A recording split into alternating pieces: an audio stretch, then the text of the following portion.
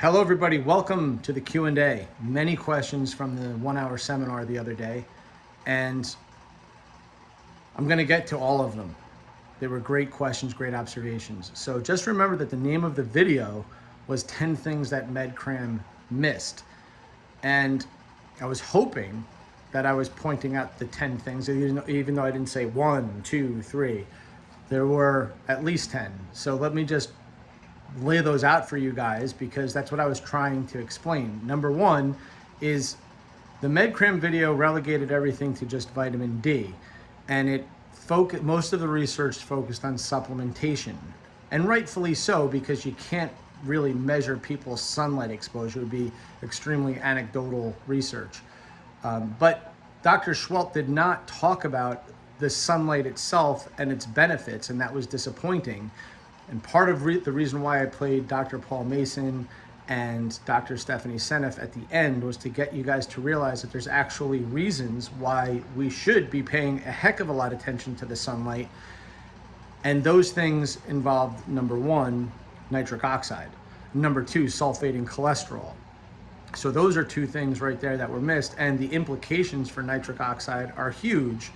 This is a topic that we've talked about many times in the 40-day challenge, but it's also a huge topic in research in general. Like, this is not secret information. This is a massive topic in heart disease. In fact, you have genes for nitric oxide conversion. It's NOS. And if you have a hampered ability to convert nitric oxide in your body genetically, you are more prone to heart disease, and not by just a little bit. There are lots of things that map onto heart disease that are genetically based. And one of the more important ones is NOS, and this is not secret information. Similarly, we know what foods and what behaviors map onto better nitric oxide in the body. We explained that. Some of those supplements would be grapeseed extract, niacin, vitamin C. There's a bunch of them, guys, honestly. Pine bark extract. I'm going off the top of my head, honestly. But at the end of the day, you can look into these things yourself, but especially root vegetables like beets, right? So there's also, we talked about mouth taping, nose breathing, doing breath work, exercise in general. It's through the parasinuses that your body converts. You're not meant to breathe through your mouth. That's why it's such a big deal at night if you're breathing through your mouth for 8 hours when you're sleeping instead of breathing through your nose, as along with sleep apnea. This is an issue, because it's through the parasinuses that you're converting nitric oxide as you breathe. All these things, I'm mentioning these things because we covered them. But the biggest thing was UVA. UVA is when it hits your skin, your body converts it into, there's a conversion into nitric oxide in the body. That's the work of Dr. Paul Mason, who, if you listen to the full hour-long seminar that he does, and not just him, I'm just giving you one guy. This is not just one guy saying something. This is well-founded stuff. What he's showing in the full seminar is simply this. He's saying, and he's relegating it to heart disease, but what I want you guys to recognize, oh boy, Siri is talking to me. I'm gonna let her calm down. Siri, stop talking. Siri, stop talking. All right, there we go. Literally, she's like my girlfriend. Okay, so so in the seminar, he says, I'm gonna get some shit for that. He says, look, we realize that in heart disease, and remember, COVID is more a heart disease than it is a lung disease. That's one of the things that Roger Schwelt points out. This is why it's so relevant, the nitric oxide. If anything's relevant, it's the nitric oxide, because it's presenting as a heart disease in COVID. So one of the things that Paul Mason says is, look, you see this 35th parallel here and here? We recognize that people are dying more in the winter, and much more so, statistically significantly more, of heart disease in the winter. It must have something to do with vitamin D. But then when you supplement the people with vitamin D, they're still dying disproportionately more in the winter. So it must be something more than just supplementing with vitamin D. And of course it is. It's the nitric oxide that they're getting through the UVA light in the winter, now in the summer. Now you can speculate a whole bunch of other things, and I could as well. For example, I could say that, and I was having this conversation with a client earlier this morning, that there's also longitudinal research about phytoncides outside when you walk in the park that you would do certainly more in the summer than in the winter, which has longitudinal studies about increasing natural killer cells. The problem is that, well, I shouldn't say the problem. The thing is that you don't get it in the winter, or anywhere near as much, but you certainly can by simply using essential oils in your bedroom. And this has been studied, that you can actually use cypress, what the hell is it called? Whatever. I'll put the link to the video that goes through the longitudinal studies using essential oils, as well as the work that was done talking about phytoncides outside. The reason why I'm saying this, guys, is because it's almost always never one factor. But if we tried to piece together the factors, what is it about the summer that makes COVID magically go away? It's just an act of God. No, there's something happening. So shouldn't we find ways to keep that going? Why this doesn't, vitiate the news channels, it's miraculous. So I'm trying to explain why it might be. And my criticism of MedCram was that although they did a great job going through about how and why vitamin D works, they missed a whole bunch of other things, including nitric oxide, including phytoncides, which are remarkable benefits to just walking in the woods, basically. Or you can use essential oils at night because it's the winter.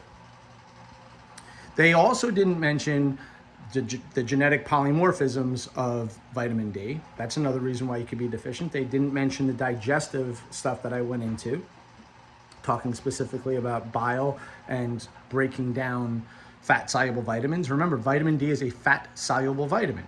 So if your bile sucks, I told you 500,000 to 750,000 gallbladders removed every year. It's not because they're healthy gallbladders. It's because your liver is unhealthy. You don't create quality bile. You have gallstones, and this all equates to you're not going to emulsify fats very well. And it's not just your fat-soluble vitamins, which is A, D, E, K1, and K2. It's also all of your omega fat vitamins. He did not talk about the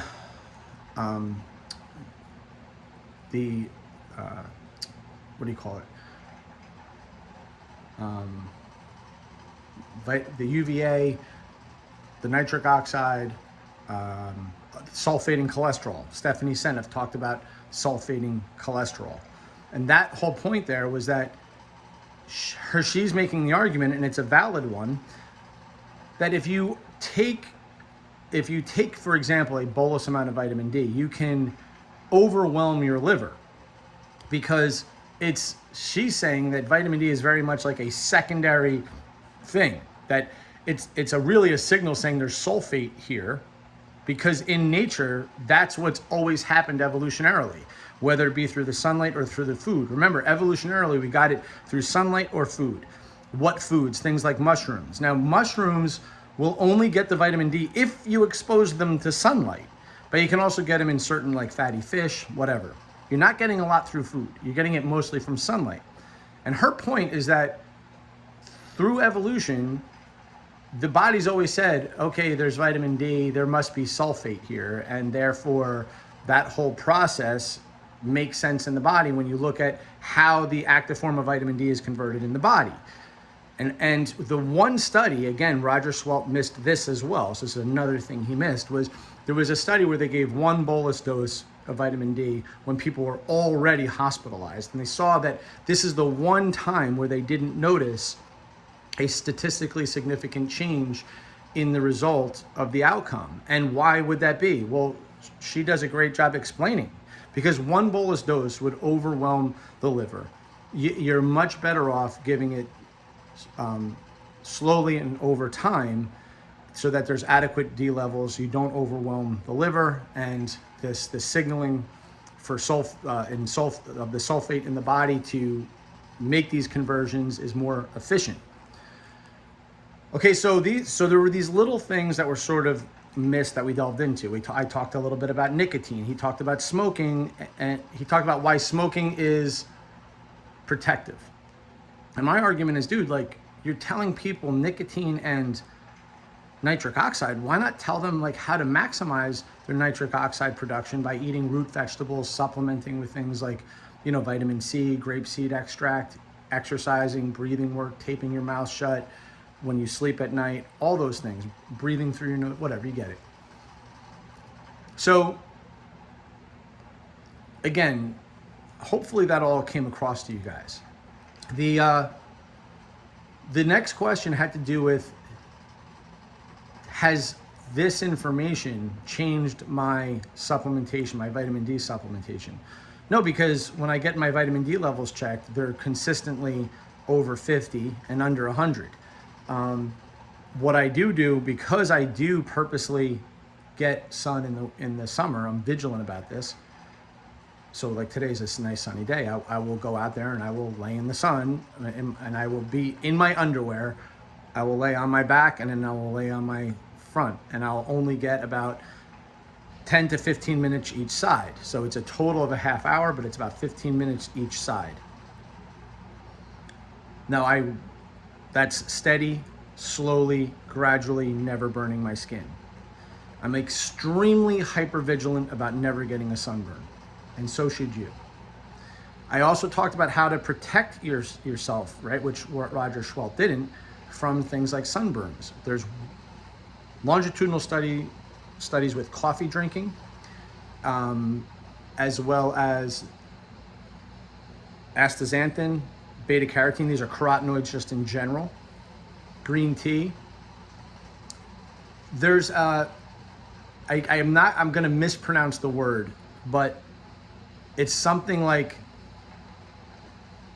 melatonin or something like that. But it sounds like melatonin, right? Excuse me, melanin, right? It sounds like melanin, not melatonin, melanin. The melanin in your skin is what makes your skin darker. Well, there's something in chemicals, they're called something like that. They sound like that. Melaninins, I don't know, something like that. But those are the things that are being protective in the skin when you eat things like coffee or consume things like coffee or dark chocolate, things that have like that more brown texture. Maybe I'll do a thing with Jordan. He'll talk about it. I actually learned about this from Jordan, and he did a crazy job explaining this to me in much more detail than I ever could. So I'll bring him on to talk about that stuff. My point is that we do have natural ways by eating things like fruits and vegetables to protect ourselves from the sun naturally, as well as just recognizing that when we do get sunlight exposure, it is a fact that our skin learns to deal with cancerous rays, literally. You can look this up for yourself. It learns to deal with the sun and quote unquote cancer as you expose it to it over time. You're training the body to deal with it. So the whole point of that story in the beginning that I told you guys is that the average story about Mary is that she sits behind a desk all day for 9 months, and then she goes and burns her skin on Memorial Day weekend. This is the stupidity of which we behave. There was a question about, so the most important thing is that you get your serum vitamin D levels checked in the summer and certainly in the depths of winter to make sure that you're maintaining the right vitamin D levels, and then you would just bump it up a little bit. There was another question about, what else can we do? What else could we do in terms of overcoming these obstacles? Oh, the other thing he didn't mention, guys, was sunscreen, right? Sunscreen. When you live in a sunny area, most people are just going to slather sunscreen on them. These are all things that Schwelt missed. There were 10 of them. I don't know how many I've covered so far, but these are points that I wanted you guys to understand, that when you're looking at research and you may be wondering like, well, how come these people, that like Italy was slammed, remember that? But the research showed that they were all vitamin D deficient. They were and you wouldn't expect that based on where they were necessarily in the world, but they were.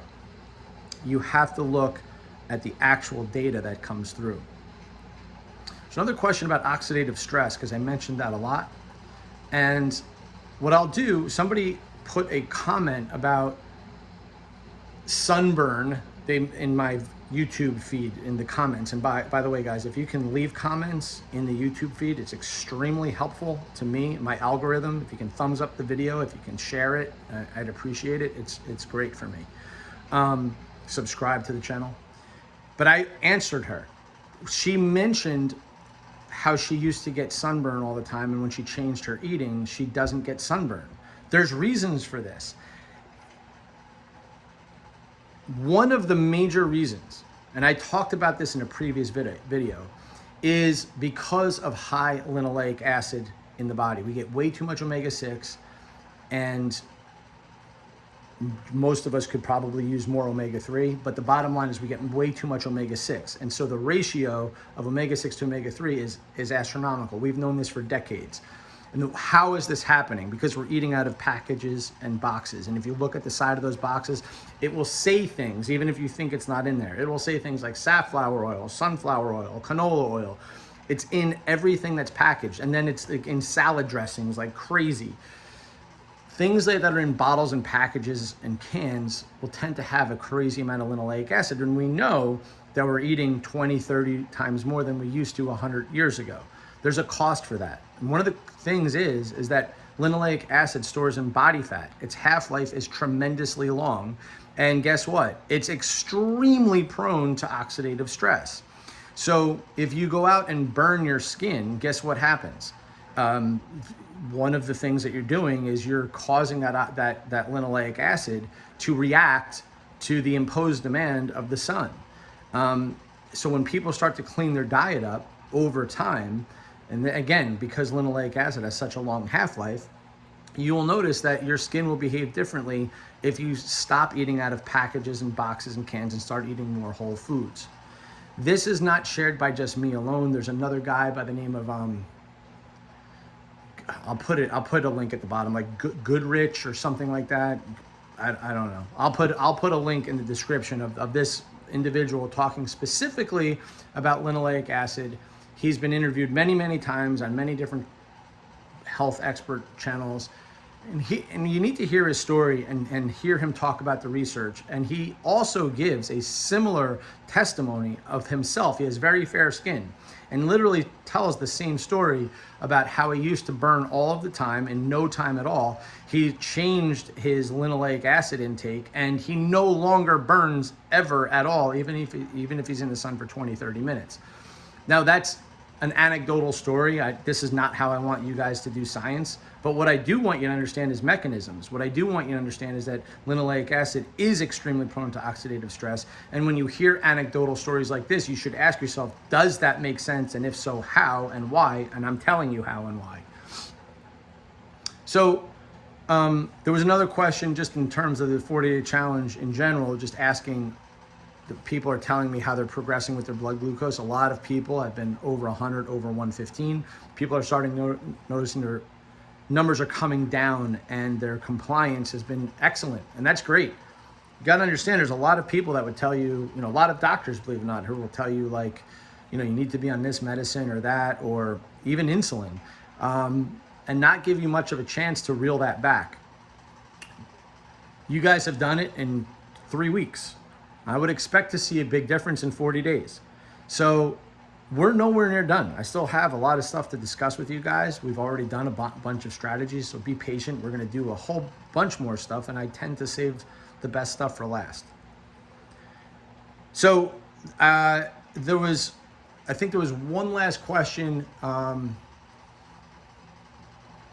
that had to do with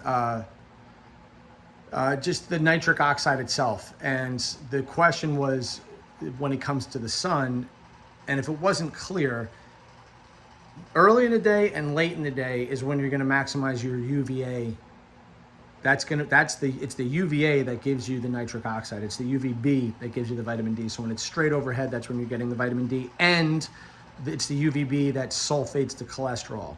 I would encourage you guys to do two things when it comes to heart health, and remembering that COVID is mostly a heart health issue. One is look into Stephanie Seneff's work, where she talks about the relevance of sulfating cholesterol and in terms of heart health. And two, look into linoleic acid and heart health. It's staggering stuff. These two things alone won't just help heart health, it will help fight COVID. And then, of course, the things I just mentioned about, the phytoncides being outside, as well as, the UVA, as well as the sulfation of cholesterol. So those are three things that Schwalt missed, all dealing with being outside, the sunlight, and hopefully you guys now can tie all this stuff together a little bit better. I hope that was helpful for you guys. All right, have a great rest of the day.